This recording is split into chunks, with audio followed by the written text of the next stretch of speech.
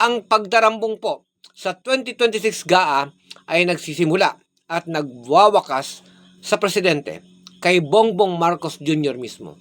Mula po sa kanyang National Expenditure Program o NEP na hitik sa discretionary at lump sum funds hanggang sa bersyong nilunod ng Kongreso sa pork barrel at patronage insertions.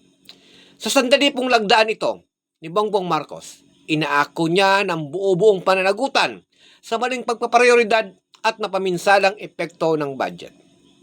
Nananatili po sa GAA ang daan-daang bilyong pisong questionabling alokasyon, tulad po ng mahigit 200 bilyong soft pork, tulad po ito ng AIX at TUPAD, bilyon-bilyong infrastructure pork, confidential at intelligence fund, NTFL pork at pinalawak na military spending na nagsisilbi sa panunupil, hindi sa husisyang panlipunan.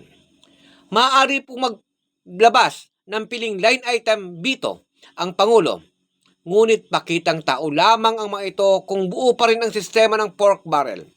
Ang matitira ay isang budget na dinisenyo upang gantimpalaan ang mga kaalyado at dinastiya, habang nilulunod po tayong mga mamamayan sa mataas na presyo, bagsak na serbisyo at lumiliit na demokratikong espasyo.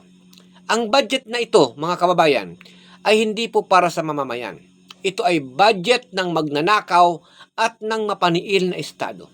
Kaya, lahat po ng sangkot, ang mga nagpanukala, ang mga kumalikot at nag-aproba at pumirma ay dapat na managot. Kaya bantayan po natin ang pera ng bayan.